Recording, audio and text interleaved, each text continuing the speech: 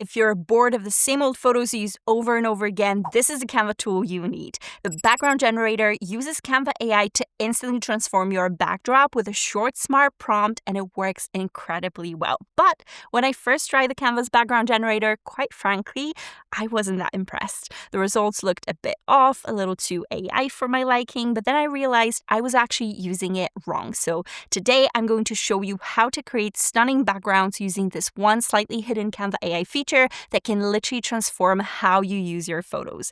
This is not just a Canva tutorial for beginners. I'll show you what this AI tool is best for, how to get better results from it, and how it can help stretch your content further.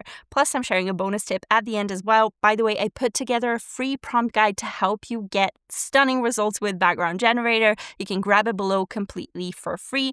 I'm Natalia and I help creators like you turn content into income, freedom, and a brand you're proud of, so let's do this. So with this tool, you can literally turn a plain wall into a cozy home office, a busy street into a clean cafe, or a messy bedroom into a garden. This way, you get more usable photos without shooting more. You can stay consistent with your visuals, even if your photos come from different shoots or different locations, and you save so much time editing or searching for the perfect stock photo. If you're like me and you want to do more with what you already got, it will fit right into your workflow. Not only does the background generator erase and replace the background for you, it also harmonizes and kind of perfectly blends the subject into it so that it all feels more natural and seamless. So instead of removing the background yourself and then searching for a photo from the Canva library that maybe works, you just type in what you want and Canva creates it for you. So let me show you how to use it well. First, select your photo and go to Edit here at the top,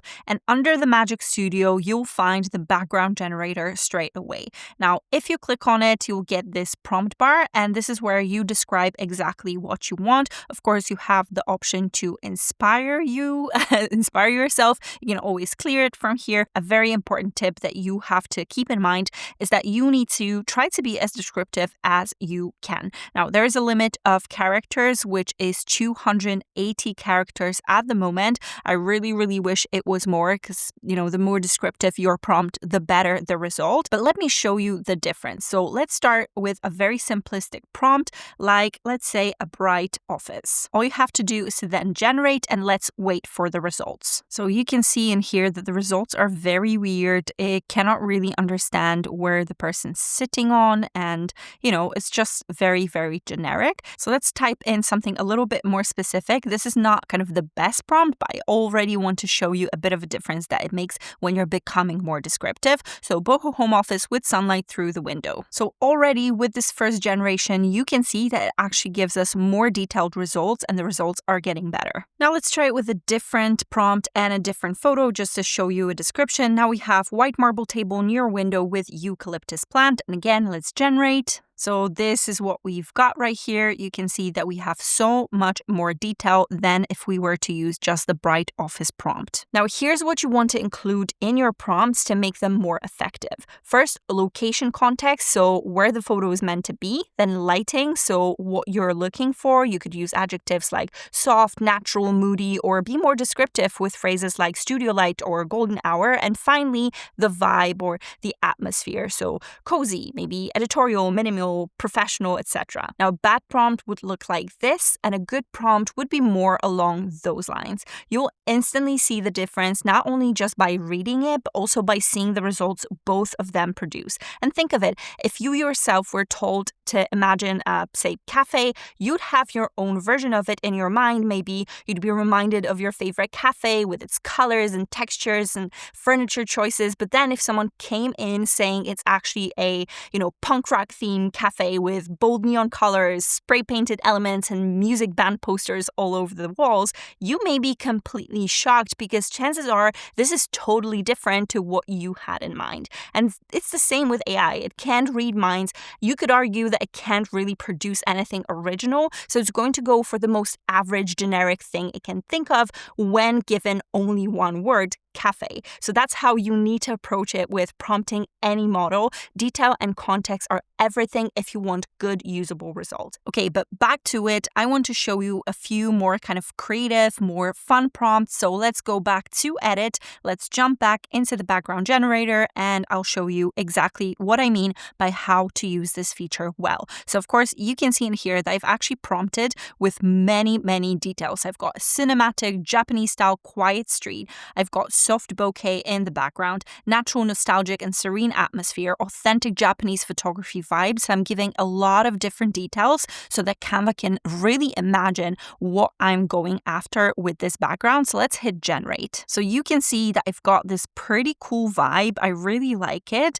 And we, as always, have the 4 options to choose from, just like with any other kind of functional Canva AI tool like this. Now, there's a little difference for this particular tool that a lot of people just miss, but it's a very powerful one. And this is truly what kind of separates the, clearly kind of generated more AI photos from slightly better ones. And this is this little tiny icon, the sun icon at the very bottom.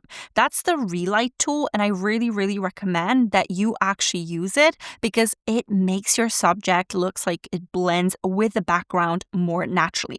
So from here, you have the option to leave the original lighting as is with none. So this is what we've got right now. We can then match it very subtly with the new background using balance, or go for the maximum to fully adapt the subject lighting to match the whole scene. Now, when this feature first launched, I believe I didn't kind of feel like the Relight tool was that good, but I feel like it's improved massively since then. So if you want your image to look more natural and professional, this step is really crucial. Let me show you a few different examples. For this one, what I want to try is this particular prompt. We've got modern home office, white floating shelves, frame photos, bright window light, clean minimalist setting, casual professional workspace, crisp contemporary aesthetic. Now, while it generates, I also want to tell you that sometimes you include details that you want, but maybe Canva will kind of skip them or omit them. But very often I've found that even if you add certain details, this will still generate very good results. I feel like, again, even if certain things are missed by the tool itself, it still gives you really amazing ideas just because it was that much more descriptive, if that makes sense. So in here, you can see this, of course, we've got the generation. There are so many different kind of frames and things like that. So already from something very simple, I don't want to click away because I want to, of course, use the Relight tool.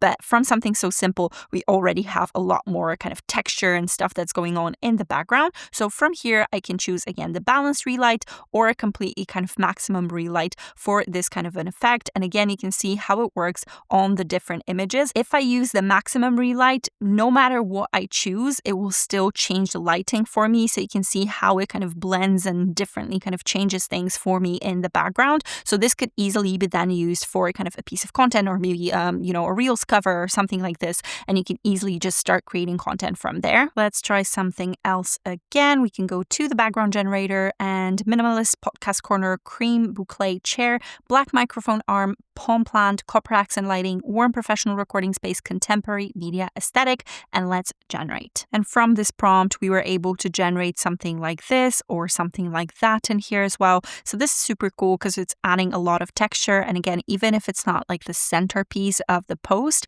it can also kind of serve as a very good kind of content basis. So I could put an overlay on top of this and then add text. I could create a carousel from it. So this gives me a lot of versatility. This could also become a Reels cover and stuff like that. So I feel like this is a really cool thing just to, again, stretch out that content as much as we can. Let's try another one with something a little bit more tricky maybe. So you can see in here that we've got the person kind of resting her hand on top of the chair. There's a desk in front. So there's a lot of happening. So how would Canva deal with it in that situation? I have this particular thing in here. So coastal themed, home office, soft natural light from a large window on the right or maybe on the left, light blue walls, light wood desk, shelf wood decor on left, framed ocean art on the wall, green plant in a woven basket, blue rug, brown poof. So you can see that I'm doing a lot in here. So you can see in here that it actually generated a lot of kind of very fun stuff. And of course, let's not forget to relight it, and that already kind of blends it all in very seamlessly. So I love kind of these results. It's really cool that we're able to just get from that original to this image right here. Now, by the way, you might have noticed that it's a Canva Pro feature, and I have a free 30-day trial for you so that you can have fun with it as well and create multiple photos to reuse later. Of course, it comes with so much more, so grab it now for $0 from the link in the description box. Now, what if you try it and it just doesn't work? Now, I've often found that a lot of frustration comes when Canva keeps some parts of the image along with the subject and then tries to generate the background. So this would be a pillow someone sat on, maybe, an armrest of an office chair, a photo frame visible in the background that's still kind of attached to the person sitting in front of it. This usually happens when your original photo has a very busy or very cluttered background. Here's how you're going to fix it. Okay, so this is a great example of maybe not such a busy background, but certain things being retained alongside the image. So in here, this is our original, and you can see that the subject is sitting on a pillow in here. And in my first generation, you can see that even though it generated kind of this rug in here, it actually didn't remove the pillow. So this all becomes a little bit awkward. You can see that it tried to remove it, but then retained certain parts, so it doesn't blend as seamlessly. So what I want you to do in that case is to actually just select the photo, go to edit, and actually go to Magic Grab first. And that's going to make sure that I'm clicking only on the kind of parts of the image that I want to retain. So I'm just going to grab it like this. And you can see that it already kind of separated it from the background. So I'll reset the position just because I want it to be in the exact same spot. And I'm just going to delete the background. Now she's just sitting in here. And what I'm going to do is to, by dragging the sides, stretch it out to the original position, just so, after isolating the subject, it gives Canva some clean space just to generate that info back into.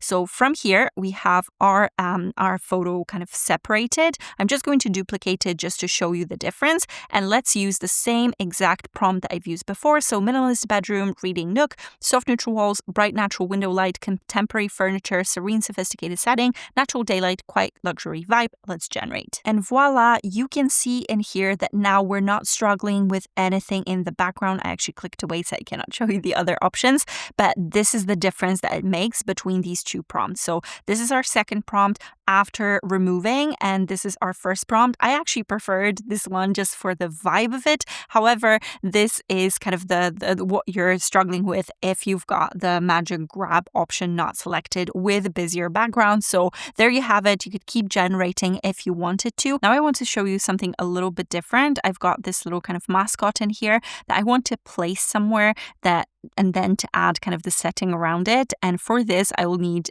much more space because that wouldn't generate the background on its own. So what I'm going to do first is to go to edit and then go to Magic Expand. And all that's going to do for me is just to extend the edges to the very end of our canvas. And that means that I don't have to worry about the whole background kind of being filled. It's going to do it for me very easily. And I'm going to disregard whatever kind of Canva Expand gives for us. So this is absolutely fine. I can then jump back into edit, jump back into the background generator, and I can then add my kind of prompt in here. And there you have it. Now, again, I would definitely play with the prompt just to make sure that I'm not having two cribs. I mean, of course, nothing wrong with that. You could have twins, right? But two cribs feel like a lot. I mean, definitely, if you look at this, that's like a whole kindergarten in here. And you can see that I've got these elements in here that I would have probably removed first with Magic Grab and then expanded the background just to make sure that I've got more space. So just know that you can use all the different Magic Studio tools in tandem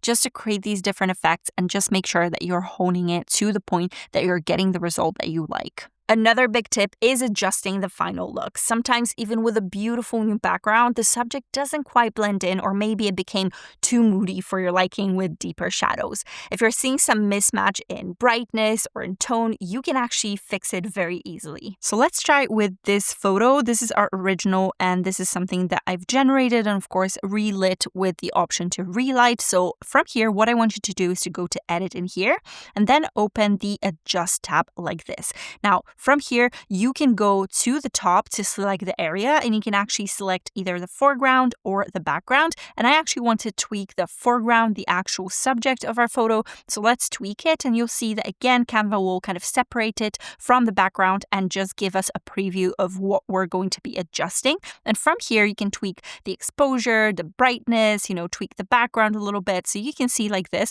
that I can actually increase the contrast, just drop the contrast ever so slightly, just to try to match it ever so slightly to the background like this, just to make sure that we're getting a bit more of that kind of vibrance and anything that we want to get out of this photo just to make it blend more seamlessly. Similarly, you can always jump back into the background. So now we've adjusted the foreground. Now we can adjust the background. So from here, you can do the exact same thing. You can change the brightness. You can maybe change the contrast or increase the contrast, decrease it, whatever works for you and works for the image itself. You can see that kind of by manipulating it ever so slightly, I can make it blend in even more. So this is how cool it is to just play around with it, and know that you always can reset those adjustments. You don't have to worry about breaking things. I really encourage you to just play around with it. Let's try with this one. You can see that this is quite a sharp image, but in here it lost a lot of that detail in the face just because the relight is much more dramatic. The setting is much more dramatic. So let's go back to the adjust tab. And again, I can just jump into the foreground like this. And from here, you can, increase the sharpness ever so slightly. You could also maybe use the upscale and try to layer these things a little bit. You can change the brightness a little bit, change the contrast. You can just get a little bit more contrast in here. Of course, this is a bit of a kind of backlight, so there would be a bit of a difference in that regard. However, I can just bring her kind of a little bit back into it. You can see that I'm making actually very kind of subtle tweaks in here. If I wanted to maybe bring a little bit more detail into those shadows like this, you can see that I can kind of make it brighter from here like this, maybe change the blacks ever so slightly just to give it a bit more of a moody feel. So you can see how well it works if you're just trying to kind of play around with it. And of course, if I click away, you can see that I'm now having a bit more of a clear image. Now, this is a small step that a lot of people disregard, and I feel like the adjust tab in general is not being used enough. Maybe it's a bit too hidden, maybe too intimidating, but I can promise you that when you play around with the sliders, it actually makes a huge difference. And I'm not just talking about backgrounds specifically, but I've used it in so many different contexts throughout the years, like in my recent Canva AI updates video where I adjusted the results of the new copy style brush to make it all more seamless. So go watch this video next. It's really useful. But for now, let's talk about what to actually use the background generator for. Here's how I personally tested it in my own workflow and in other fun ways. First, content repurposing. So one photo shoot can now give you multiple assets. You can turn it into Reels cover graphics, Instagram carousel covers, but think further than that. This can be your new, LinkedIn or Facebook cover. It can be a lead magnet photo, and it will all look slightly different, but still very cohesive. Next, we've got personal branding shoots. I've turned photos taken against a plain wall into gorgeous lifestyle shots in settings like, a French cafe or patio or studio with fashion posters. And this is also a very brilliant tool for product mockups. And I can't overstate it. You can take one great product shot and then give it 5 totally different settings to match your branding, or just, different seasonal campaigns and different social posts. And maybe you also want to play around with YouTube thumbnails. You could make your thumbnail pop without having to, just go outside or change your whole setup drastically. Now I want to show you a few examples with products involved. So we've got this kind of blouse, this little crew neck in here. So let's go to the background generator, and this is what I've got. So sage green, painted wall, natural indirect lighting, calming muted tones, modern minimalist setting, soft shadows, sophisticated product background.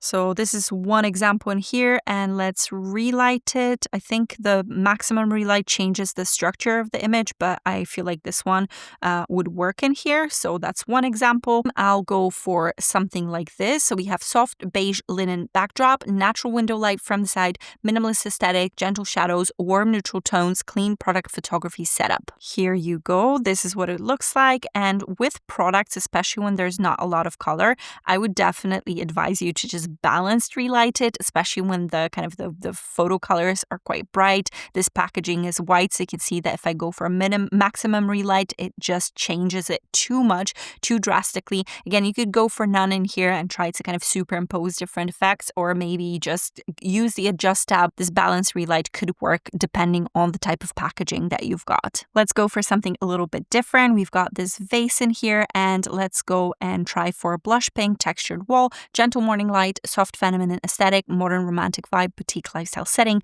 dreamy pastel atmosphere. And with the balanced relight, this is what we've got. Of course, again, it changed the vibe a little bit, but I feel like it looks pretty natural. And frankly, if you're on a budget or short on time, this is such a great way to increase your assets without doing extra work. Remember when I said stretch your photo library? This is exactly how. Before we wrap up, I want to give a quick shout out to Magic Background, which is also a fairly new feature. It's not the same thing as the background generator, but it's worth exploring. Now, instead of replacing a photo background, Magic Background is actually more for design, specifically for things like, posters or presentation slides or carousels maybe. And how it works is that you place your text and elements on a blank Canva page, then click Magic Background, and then Canva generates a background for you based on what it sees on the page. So it works with the layers, and it tries to understand the context to your visuals, and therefore it's able to just add a background for you. Now, after you generate something, you can always tweak the prompt in this box right here if you feel like Canva didn't quite grasp what you were going for with this image. And this is what I love about Canva. It gives you powerful Canva AI features that can instantly upgrade your photos or save you time and help you create way more with much less work. If you've ever felt stuck with the photos you already have, or your designs just feel a bit flat, try these out and let me know what you think in the comments below. Now, don't forget to grab the free prompt guide before you go. It will make this process so much easier, and claim the free Canva Pro trial for 30 days as well. Now, watch this video next to discover some of the new Canva AI updates. And if you want more tips like this on content creation and Canva, then subscribe, like, and hype this video. It helps me bring more free content to you every week. Now, I really appreciate you being here. Thank you so much for watching, and I'll see you next time.